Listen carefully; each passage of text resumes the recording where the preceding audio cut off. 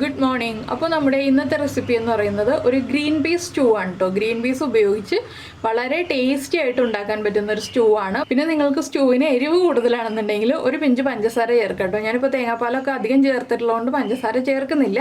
നിങ്ങൾ തേങ്ങാപ്പാൽ കുറവാണ് ചേർക്കുന്നതെങ്കിൽ ഒരു പിഞ്ച് പഞ്ചസാരയും കൂടി ചേർത്താൽ കൂടുതൽ ടേസ്റ്റ് ഉണ്ടാവും. അപ്പോൾ ഈ ഒരു സ്റ്റൂ എന്തിൻ്റെയൊക്കെ കൂടെ കഴിക്കാമെന്ന് അറിയണ്ടേ? നമ്മുടെ അപ്പത്തിൻ്റെയും ഇടിയപ്പത്തിൻ്റെയും പൊറോട്ടയുടെയും ചപ്പാത്തിയുടെയും അതുപോലെ തന്നെ പുട്ടിൻ്റെയും എല്ലാത്തിൻ്റെയും കൂടെ കഴിക്കാൻ പറ്റിയ നല്ലൊരു കറിയാണ്. അപ്പോൾ എങ്ങനെയാണ് നമുക്ക് നമ്മുടെ ഗ്രീൻ പീസ് സ്റ്റൂ റെഡിയാക്കുന്നതെന്ന് നോക്കാം. നമുക്ക് നമ്മുടെ ഇൻഗ്രീഡിയൻസ് നോക്കാം. ഞാനിപ്പോൾ 3/4 കപ്പ് ഗ്രീൻ പീസ് തലേ ദിവസം വെള്ളത്തിൽ സോക്ക് ചെയ്തിട്ടുണ്ട്. മിനിമം ഒരു 8 മണിക്കൂറെങ്കിലും വെള്ളത്തിൽ സോക്ക് ചെയ്യുക. അതിലേക്കായിട്ട് ഒരു മീഡിയം വലിപ്പമുള്ള ഒരു സവോള നീളത്തിൽ മുറിച്ചെടുത്തിട്ടുണ്ട്. 5 പച്ചമുളക്, ഒരു ഉരുളക്കിഴങ്ങ്, ഒരു ക്യാരറ്റ് ദാ ഈ ഒരു വലിപ്പത്തിലാണ് കട്ട് ചെയ്തെടുത്തിട്ടുള്ളത്. ഉരുളക്കിഴങ്ങും കുറച്ച് വലിയ പീസുകളായിട്ടാണ് കട്ട് ചെയ്തെടുത്തിട്ടുള്ളത്. പിന്നെ വേണ്ടത് 2 പീസ് പട്ട, 2 ഏലക്ക, 3 ഗ്രാമ്പൂ. അപ്പോൾ ആദ്യം നമുക്ക് ഈ ഉരുളക്കിഴങ്ങും ക്യാരറ്റും ഗ്രീൻ പീസും എല്ലാം ചേർത്ത് കുക്ക് ചെയ്യാൻ വയ്ക്കാം. അപ്പോൾ നമ്മുടെ കയ്യിലുള്ള ഗ്രീൻ പീസിൻ്റെ കുക്കിംഗ് ടൈം എത്ര വിസിൽ വരുമ്പോഴാണോ ഗ്രീൻ പീസ് കുക്കായി കിട്ടുന്നത് അത്രയും വിസിൽ വരുന്നത് വരെ നമ്മളിത് വേവിച്ചെടുക്കുക. എൻ്റെ കയ്യിലുള്ള ഗ്രീൻ പീസ് ഒരു വിസിൽ വരുമ്പോൾ കുക്കായി കിട്ടുന്നതാണ്. അതുകൊണ്ട് ഞാൻ ഒരു വിസിൽ വരുന്നത് വരെ വേവിച്ചെടുക്കുന്നുള്ളൂ. പിന്നെ കൂടുതൽ വേവുള്ള ഗ്രീൻ പീസ് ആണെന്നുണ്ടെങ്കിൽ നമുക്ക് ക്യാരറ്റും ഉരുളക്കിഴങ്ങും കുറച്ചുകൂടി വലിയ പീസുകളായിട്ട് കട്ട് ചെയ്യാം കേട്ടോ. അപ്പോൾ നമ്മളെല്ലാം ഇതിലേക്ക് ചേർത്ത് കൊടുക്കുകയാണ്. സവോള ചേർത്തു, അതുപോലെ തന്നെ ഉരുളക്കിഴങ്ങും ക്യാരറ്റും ചേർത്തു. ഇനി നമ്മളിതിലേക്ക് പച്ചമുളക് ചേർക്കുകയാണ്. ഒരു 5 പച്ചമുളക്, നമ്മുടെ എരിവനുസരിച്ച് പച്ചമുളക് തീരുമാനിക്കുക. അധികം എരിവ് വേണ്ടാന്നുണ്ടെങ്കിൽ 2-3 പച്ചമുളക് ചേർക്കുക. അത്യാവശ്യം എരിവുള്ള രീതിയിൽ വേണമെന്നുണ്ടെങ്കിൽ ഒരു 5 പച്ചമുളക് ചേർത്തിട്ടുണ്ടെങ്കിൽ നന്നായിരിക്കും. ഇനി നമ്മളിതിലേക്ക് ചേർക്കാൻ പോകുന്നത് നമ്മൾ എടുത്തു വെച്ചിട്ടുള്ള സ്പൈസസ്, പട്ട, ഗ്രാമ്പു, ഏലക്ക, അതുപോലെ തന്നെ ആവശ്യത്തിന് ഉപ്പ്. ഇപ്പോൾ കുറച്ച് ഉപ്പ് ചേർക്കുക, ബാക്കി ഉപ്പ് നമുക്ക് പിന്നീട് ചേർക്കാവുന്നതാണ്.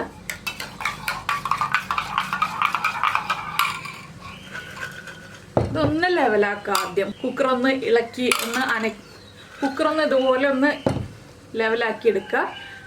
എന്താണെന്ന് വെച്ചിട്ടുണ്ടെങ്കിൽ നമ്മുടെ കുക്കറിലുള്ള വെജിറ്റബിൾസ് ലെവലായിട്ട് കിട്ടണം. അതിനനുസരിച്ച് വേണം നമ്മൾ തേങ്ങാപ്പാൽ ചേർക്കാനായിട്ട്. ഞാനിപ്പോൾ ഇതാ നമ്മുടെ ഗ്രീൻ പീസിൻ്റെയും ഉരുളക്കിഴങ്ങിൻ്റെയും ക്യാരറ്റിൻ്റെയും ഒക്കെ ലെവലിൽ നിൽക്കുന്ന രീതിയിൽ വെള്ളം ചേർത്തിട്ടുണ്ട്, തേങ്ങാപ്പാൽ ചേർത്തിട്ടുണ്ട്. അപ്പോൾ ഇനി നമുക്കത് ഒരു വിസിൽ വരുന്നത് വരെ കുക്ക് ചെയ്യാം. നിങ്ങൾക്ക് തേങ്ങാപ്പാലിന് പകരം വെള്ളം ചേർക്കണം എന്നുണ്ടെങ്കിൽ 1/2 കപ്പ് തേങ്ങാപ്പാലും ബാക്കി വെള്ളവും ചേർത്തിട്ട് ഇതുപോലെ തന്നെ ചെയ്യാവുന്നതാണ്. അപ്പോൾ ഞാനിത് ഒരു വിസിൽ വരുന്നത് വരെ വേവിച്ചെടുക്കട്ടെ. അതിനുശേഷം നമുക്ക് ബാക്കിയുള്ള കാര്യങ്ങളൊക്കെ ചെയ്യാം. ഇപ്പോൾ നമ്മുടെ കുക്കറിൻ്റെ പ്രഷർ കംപ്ലീറ്റ് പോയിട്ടുണ്ട്. നമുക്ക് തുറക്കാം. എല്ലാ വെജിറ്റബിൾസും നന്നായിട്ട് കുക്കായി വന്നിട്ടുണ്ട്. ഇത് മാറ്റി വയ്ക്കാം. ഇനി നമുക്ക് വേറൊരു പാൻ വയ്ക്കാം. ഇനിയുള്ള കാര്യങ്ങൾ നമ്മൾ വെളിച്ചെണ്ണയിൽ തന്നെ ചെയ്യണം. വെളിച്ചെണ്ണയിൽ ചെയ്താലാണ് ടേസ്റ്റ് ഉണ്ടാവുക. അപ്പോൾ നമ്മുടെ പാൻ ചൂടായി വരുമ്പോൾ നമുക്ക് ആദ്യം കുറച്ച് വെളിച്ചെണ്ണ ചേർക്കാം.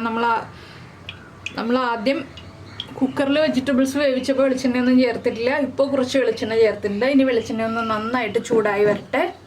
അപ്പോൾ നമ്മുടെ വെളിച്ചെണ്ണ ചൂടായി വരുന്നുണ്ട്. ഇതിലേക്ക് നമുക്ക് ആദ്യം 1 ടീസ്പൂൺ പെരിഞ്ജീരകം ചേർത്ത് കൊടുക്കാം. പെരിഞ്ജീരകം എന്ന് പറയുമ്പോൾ വലിയ ജീരകം. ഇതൊന്ന് ചൂടായി തുടങ്ങട്ടെ ജീരകം. ആ ജീരകത്തിൻ്റെ ഫ്ലേവർ നമ്മുടെ സ്റ്റൂവിന് കിട്ടാൻ വേണ്ടിയിട്ടാണ് നമ്മൾ ആദ്യം ജീരകം ചേർക്കുന്നത്. ഇത് എണ്ണയിൽ വഴറ്റി തന്നെ ചേർക്കണം, അപ്പോഴേ പെർഫെക്റ്റ് ആവുള്ളൂ. ജീരകം ഒന്ന് ചൂടായി തുടങ്ങുമ്പോൾ, കളറൊന്നും മാറി വരണ്ട, ജസ്റ്റ് ഒന്ന് ചൂടായി നല്ലൊരു മണം വന്ന് തുടങ്ങുമ്പോൾ നമുക്കിതിലേക്ക് കുരുമുളക് ചേർക്കാം. കുരുമുളക് ഇല്ലാന്നുണ്ടെങ്കിൽ കുരുമുളക് പൊടി ചേർക്കാം.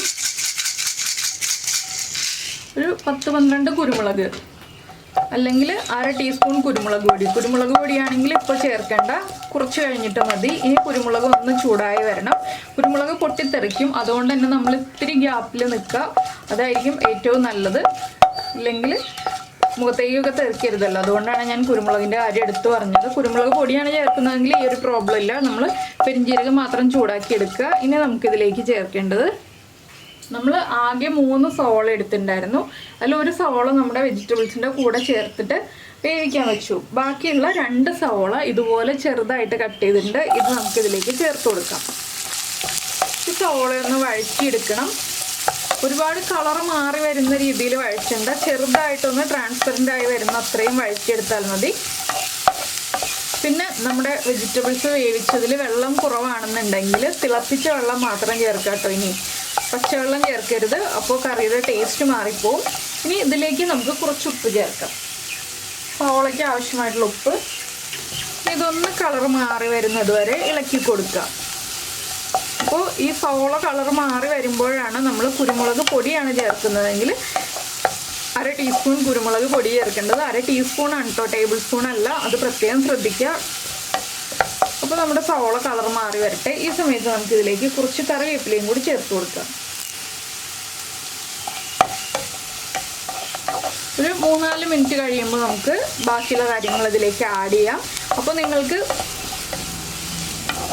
ഫുൾ തേങ്ങാപ്പാലിൽ വേണമെന്നുണ്ടെങ്കിൽ ഫുൾ തേങ്ങാപ്പാലിൽ ചെയ്യാം. ഇല്ലെങ്കിൽ ഞാൻ പറഞ്ഞല്ലോ 1/2 കപ്പ് തേങ്ങാപ്പാൽ ചേർത്തിട്ട് ബാക്കിയുള്ളത് വെള്ളം ചേർത്തിട്ട് ചെയ്യാം. പക്ഷെ തേങ്ങാപ്പാലിൽ ചെയ്യുമ്പോഴാണ് കൂടുതൽ ടേസ്റ്റ് ഉണ്ടാവുക. പിന്നെ ഈ ഒരു വെജിറ്റബിൾസ് ഉരുളക്കിഴങ്ങും ക്യാരറ്റും ഒക്കെ ഒഴിവാക്കിയിട്ട് സവോളയും ഗ്രീൻ പീസും മാത്രം ചേർത്തിട്ടും ഈ ഒരു റെസിപ്പി ചെയ്യാം കേട്ടോ. അപ്പോൾ നമ്മുടെ സവോളയൊക്കെ ഇത് കണ്ടോ ട്രാൻസ്പെറൻ്റ് ആയി തുടങ്ങുന്നുണ്ട്. ഇനി നമുക്കിതിലേക്ക് നമ്മുടെ പെരിഞ്ജീരകം ഉണ്ടല്ലോ, പെരിഞ്ജീരകം തന്നെ പൊടിച്ചു വെച്ചത് ഒരു 1/4 ടീസ്പൂൺ ചേർത്ത് കൊടുക്കാം. 1/4 ടീസ്പൂൺ മതി. നമ്മൾ പെരിഞ്ജീരകം ആദ്യം ചേർത്തിട്ടുള്ളതുകൊണ്ട് ഇപ്പോൾ 1/4 ടീസ്പൂൺ മതി.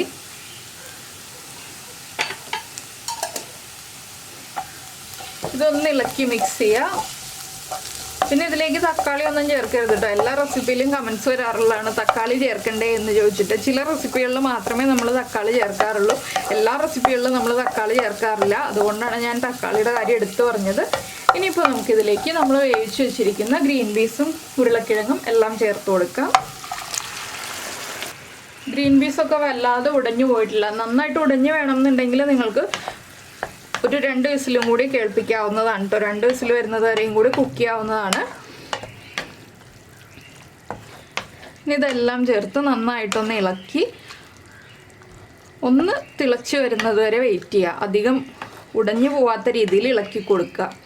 പിന്നെ ഉപ്പൊക്കെ ചെക്ക് ചെയ്യുക. ഉപ്പ് കുറവാണെങ്കിൽ ഉപ്പ് ചേർത്ത് കൊടുക്കുക. ജിഞ്ചർ ഗാർലിക് പേസ്റ്റ് ആവശ്യമാണെങ്കിൽ നമ്മൾ സവോള വഴറ്റിയതിൻ്റെ കൂടെ 1 ടീസ്പൂൺ ജിഞ്ചർ ഗാർലിക് പേസ്റ്റും കൂടി ചേർക്കുക. അല്ലെങ്കിൽ 3 അല്ലി വെളുത്തുള്ളിയും ഒരു ചെറിയ പീസ് ഇഞ്ചിയും ചേർത്ത് ഒന്ന് ചതച്ച് ചേർത്ത് കൊടുക്കുക. അത് സവോള വഴറ്റുന്നതിന് മുന്നേ ചെയ്യുക. ഞാനിപ്പോൾ ഇത് രണ്ടും ചേർക്കുന്നില്ല. അപ്പോൾ ഇനി നമുക്ക് ഉപ്പൊക്കെ ചെക്ക് ചെയ്യാം. കറി തിളച്ച് തുടങ്ങിയിട്ടുണ്ട്, ഉപ്പൊക്കെ ആവശ്യത്തിനുണ്ട്, എരിവ് ആവശ്യത്തിനുണ്ട്. ഇനി നമ്മളിതിലേക്ക് ചേർക്കുന്നത് നമ്മുടെ തേങ്ങയുടെ 1/4 പാല്. അപ്പോൾ ഫ്ലെയിം ഓഫ് ചെയ്യുക. ഫ്ലെയിം ഓഫ് ചെയ്തിട്ട് തേങ്ങയുടെ 1/4 പാൽ ഒരു 3/4 കപ്പ് ചേർത്ത് കൊടുക്കുക. വീണ്ടും നന്നായിട്ട് ഇളക്കി മിക്സ് ചെയ്യുക. നിങ്ങൾക്ക് ഈ ഒരു ടേസ്റ്റ് മതി എന്നുണ്ടെങ്കിൽ ഈ ഒരു ടേസ്റ്റിൽ തന്നെ നമുക്ക് എടുക്കാം. കുറച്ച് കറിവേപ്പില മാത്രം ചേർക്കാം. ഇല്ലെങ്കിൽ ചെറിയൊരളവിൽ ഗരം മസാലയുടെ ഫ്ലേവർ വേണമെന്നുണ്ടെങ്കിൽ ഒരു 1/4 ടീസ്പൂൺ ഗരം മസാല ചേർത്ത് കൊടുക്കാം. ഞാനിപ്പോൾ ഒരു 1/4 ടീസ്പൂൺ ഗരം മസാല ചേർത്ത് കൊടുക്കുന്നുണ്ട്. 1/4 ടീസ്പൂണിൽ കൂടി പോരുത്, 1/4 ടീസ്പൂൺ മതി. ഇനി ഈ ഗരം മസാലയും കൂടി ചേർത്ത് ഒന്ന് ഇളക്കി മിക്സ് ചെയ്യുക. ഇപ്പോൾ നമ്മുടെ കറിയുടെ കളറിന് ചെറിയൊരു വ്യത്യാസം വരും, ഇത്രയേ ഉള്ളൂ. അപ്പോൾ ഈ തേങ്ങയുടെ 1/4 പാല് ഈ ഒരു ചൂടിൽ തന്നെ കറക്റ്റായിട്ട് കുക്കായി വന്നോളൂ കേട്ടോ. ഇനി നമ്മളിത് തിളപ്പിക്കൊന്നും വേണ്ട, ഇത്രയേ ഉള്ളൂ. പിന്നെ മല്ലിയിലയുടെ ഫ്ലേവർ താല്പര്യമുണ്ടെങ്കിൽ മല്ലിയില ചേർക്കാം. നമ്മളിപ്പോൾ കറിവേപ്പില ചേർത്തതുകൊണ്ട് ഞാൻ മല്ലിയില ചേർക്കുന്നില്ല. അപ്പോൾ നിങ്ങൾക്ക് എല്ലാവർക്കും ഈ ഒരു ഈസി റെസിപ്പി ഇഷ്ടമായി എന്ന് വിചാരിക്കുന്നു. അധികം ബുദ്ധിമുട്ടൊന്നുമില്ലല്ലോ. കുറച്ച് തേങ്ങാപ്പാൽ ചേർക്കുക, അല്ലെങ്കിൽ കോക്കനട്ട് മിൽക്ക് പൗഡർ മിക്സ് ചെയ്ത് ചേർക്കുക എന്നുള്ള ഒരു പരിപാടി മാത്രമേ ഉള്ളൂ. ബാക്കിയുള്ളതൊക്കെ എളുപ്പം തന്നെയാണ്. ഒരു ക്യാരറ്റും ഒരു ഉരുളക്കിഴങ്ങൊക്കെ എടുക്കുന്നുള്ളൂ. അപ്പോൾ എന്തായാലും എല്ലാവരും ട്രൈ ചെയ്ത് നോക്കുക. നമുക്ക് നമ്മുടെ അടുത്ത റെസിപ്പിയുമായിട്ട് അടുത്ത ദിവസം വീണ്ടും കാണാം. പിന്നെ സബ്സ്ക്രൈബ് ചെയ്യാനൊന്നും മറന്നു പോരുത് കേട്ടോ, അതും കൂടി ഒന്ന് ചെയ്തേക്കണേ.